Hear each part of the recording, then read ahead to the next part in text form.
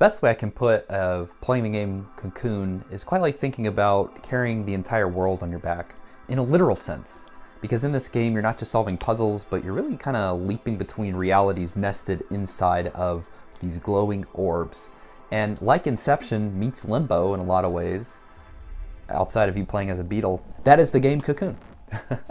So it's really a mind-bending puzzle adventure game where each world exists inside of an orb and you can physically leap in and out and between them. The game was developed by the lead designer of both Limbo and Inside, and it's a minimalist and yet deeply layered experience that blends environmental storytelling, elegant mechanics, and cosmic mystery into a seamless world.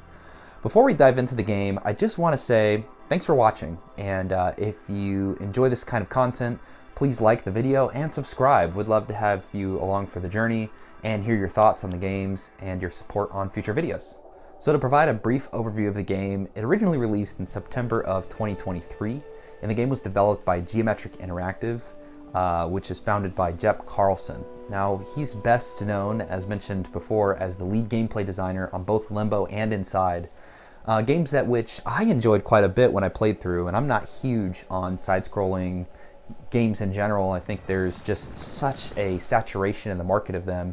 But I think Limbo and Inside both carried a unique identity to them that made them intriguing to play. And not only did I enjoy them, but when I first saw the announcement for Cocoon and knew who was working on the game, that's when I was most excited to give this game a try out as well. And it was kind of interesting to see the ways in which Geometric was and Jep was going to approach the game making process from a new lens, a new perspective, and totally new puzzles and gameplay style. So I thought that was pretty neat. The game was also published by Annapurna Interactive, who they're very renowned for kind of a curated, emotionally resonant, artistically ambitious set and portfolio of indie titles, some of which include Outer Wilds, one of my favorite games ever made, and also Stray was a huge hit for them, What Remains of Edith Finch. So they have a ton of games that are definitely worth checking out. If you wanted to kind of dive into the publisher, I think that that's quite a cool spread. And from the last thing that I remember about Annapurna, we've gotten all the Annapurna games that are going to exist. So for the most part, at least in the original way they were curated. So definitely check that out as well. There are also some cool little trivia pieces that I found out when reading a bit about this game. So, you know, Jep Carlson, he's kind of a cult figure in a lot of ways in the puzzle platformer design world.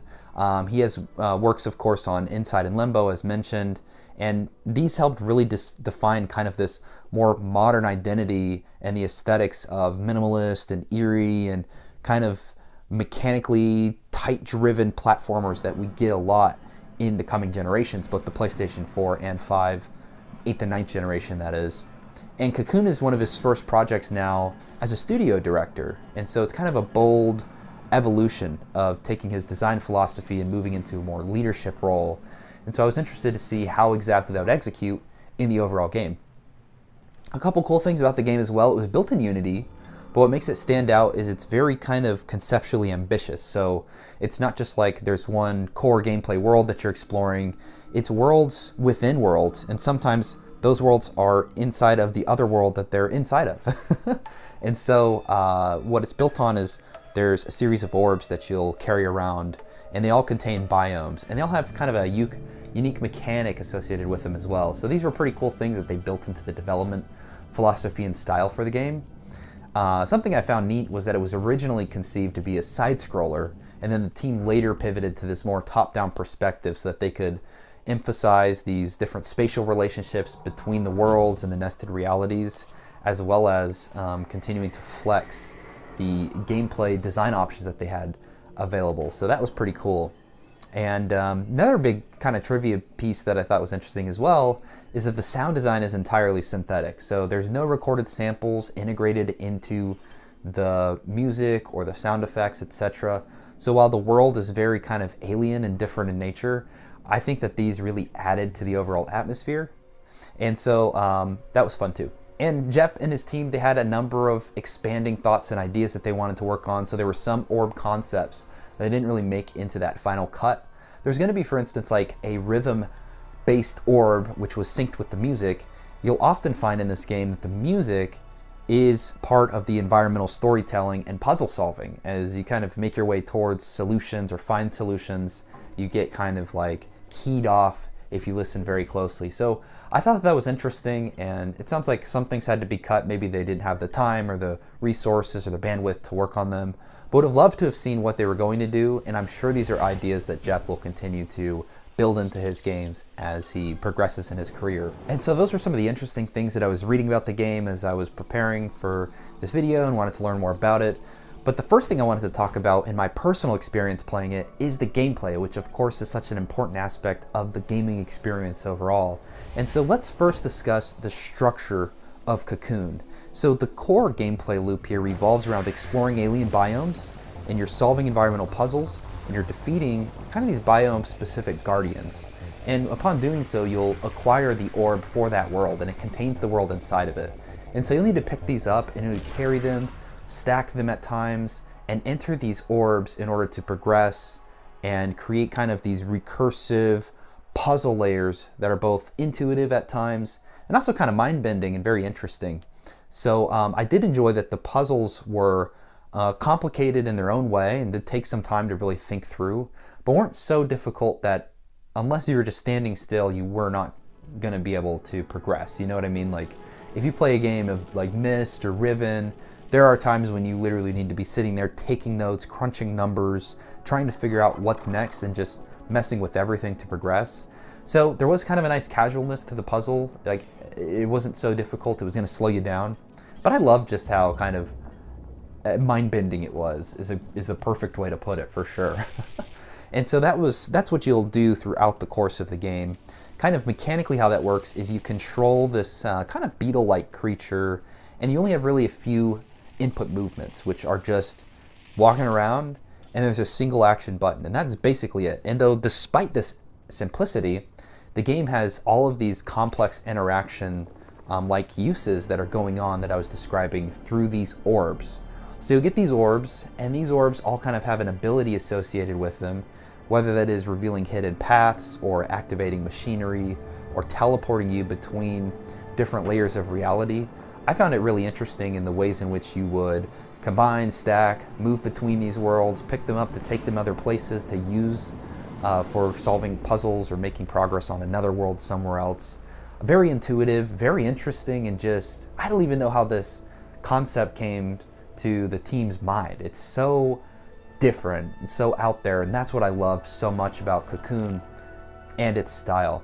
And so when you're navigating the world and these worlds themselves, they're interconnected through the orbs, as I was mentioning, and you'll often find yourself kind of inside an orb that's inside of another orb, solving puzzles that affect multiple layers of those orbs kind of up and down the chain.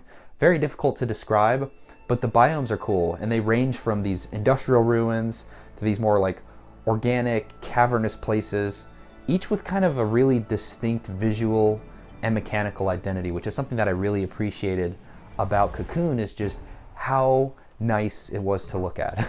So not only does it have great gameplay, but also stylistically, it was really up in the bar.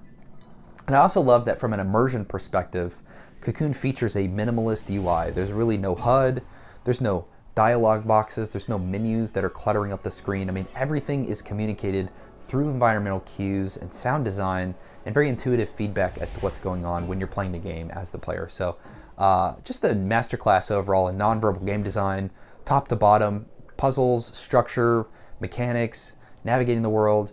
Very interesting, very different and unique, and somehow casual and friendly enough that you can continue to make progress without getting stuck puzzle after puzzle after puzzle.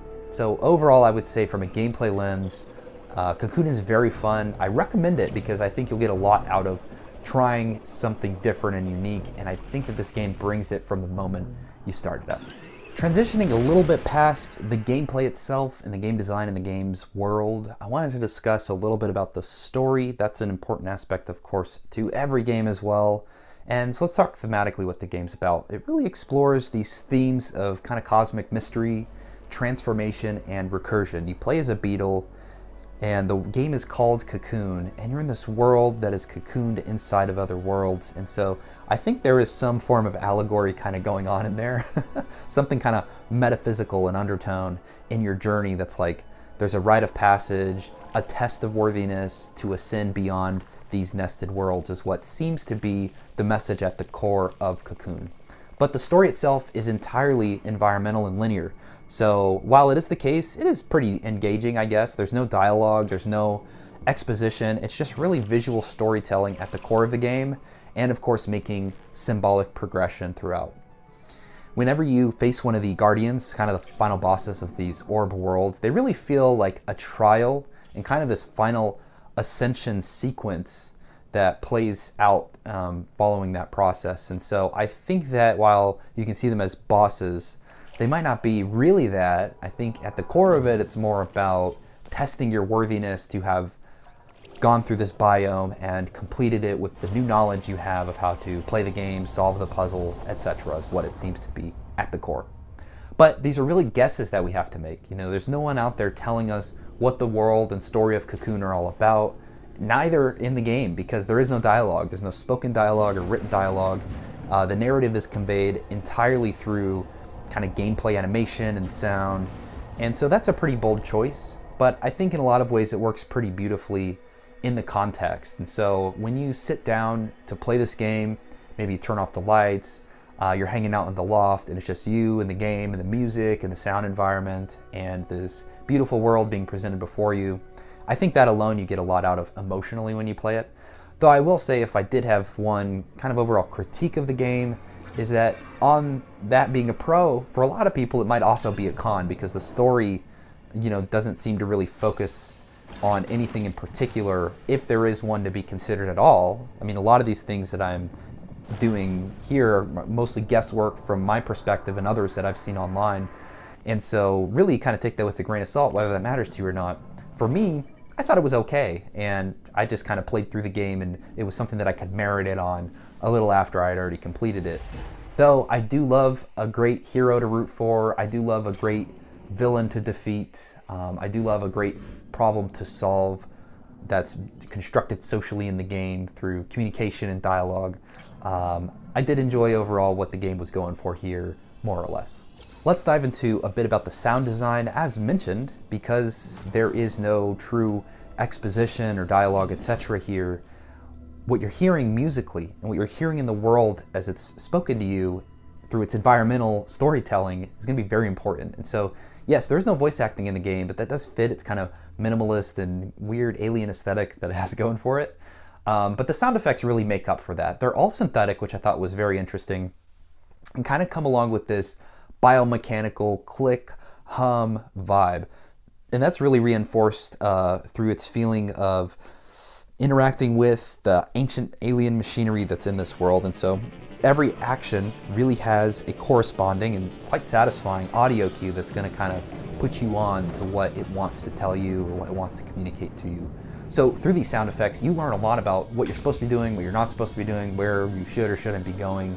And so I really did appreciate that not only were they of high quality and excellent and interesting and different and really a part of the world that was being built here, but they're also telling you how to play the game or what to do. And so I did quite appreciate the communication through that, even though there is nothing verbal happening in the game. And kind of tailoring on that, as I mentioned, the sound design itself is really crisp. It's immersive and purposeful. It really guides the player through this subtlety of just signaling puzzles and solutions and transitions between worlds. And Jacob Schmid, he's I believe the composer on this game. There's a score that comes along with Cocoon, of course, and it's synth heavy. And really the sound and the music here is atmospheric and it's quite haunting and fits the world of Cocoon that's been designed. So not only is the sound effects doing their thing, but we can really say that because of the way the sound design is, it's quite reactive and generative. So often it's going to be shifting based on your actions in the game and what you're doing. So I like the music. I thought it invoked a pretty good sense of awe and dread where necessary. And so I did appreciate that. I thought that the game overall had a great palette of sound design and music to accompany its world. Finally, this game visually has a lot going for it in the graphics department. I would say that by 2023 standards, Cocoon isn't really pushing photorealism. It's not like Gran Turismo 8 or anything like that. But really, it's not trying to be. I think with a lot of independent studios as well, you get more artistic flair than you do like AAA quality in your visuals, technical graphics department. So that's not even what Cocoon was necessarily going for. But really, yeah, that's not the point. It's more stylized. It's low poly aesthetic is like super rich with texture and color. And each of the biomes is visually distinct, and the animation is fluid and very expressive. So the game's visual language is very clean, different, and evocative. And I think that that's plenty okay. Though I do love a game that looks great, and I'm not saying that Cocoon doesn't. You know, with indie titles, you can expect kind of a step down in the graphics department. And I say for a technical aspect where you don't necessarily get that with a lot of the titles, what really shines is always that artistic input, once again, the creativity to design the visuals.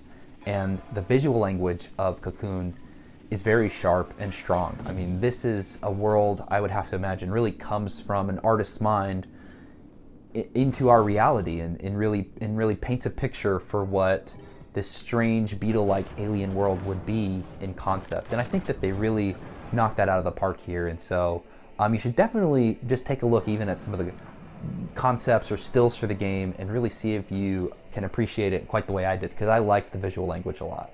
Some concluding thoughts overall: I really liked the gameplay experience of Cocoon. The story, I recognize, is intended to be nonverbal and very minimal. I like when a story has something to really tell me. It doesn't require too much guesswork, and there was a lot of guesswork here in Cocoon to know precisely what the intended meaning is behind it. I think that the world was designed to serve as a medium for the gameplay, not necessarily to tell a story, but it is something that I always think about when I review or play games. From an audio lens, this game does a lot of interesting things with its sound design, and it has a good score, and it looks really interesting and great and visually appealing. And so overall, it was a very solid game. I'd say it's one of those games that really feels like it's designed by a team and by people who really understand the medium and understand video game design. You know, it's super elegant, it's mysterious, mechanically it's very brilliant, and just something that I've not seen in a game before. And so if you're a fan of puzzle adventures, or just want to kind of experience something, you know, genuinely original, I think Cocoon is a must play, and you'll have a lot of fun with it. It's not just a game, it's really a meditation on the space and the quiet beauty of discovery. I think the game does that really well. And so I would say in a lot of ways that the teams and the people behind Limbo, Inside, Cocoon, they're really 3 for 3 on my plate. I've really enjoyed all 3 of these titles. I think all 3 of them are worth checking out. My favorite of them is probably Inside right now. It just tells, again, a wild story overall, and I quite enjoy, especially the ending of that game is just awesome. So, but Cocoon was a fantastic follow-up to Jep Carlson's portfolio, and I had a lot of fun with it. So I'm curious your thoughts on the game if you've played it. Please comment below and let me know what you think. And if you like the video, please like the video and subscribe. Would love to have you join this community and hang out and talk games in the future with me. Until next time, stay well, stay healthy, and look forward to seeing you again. All right, peace.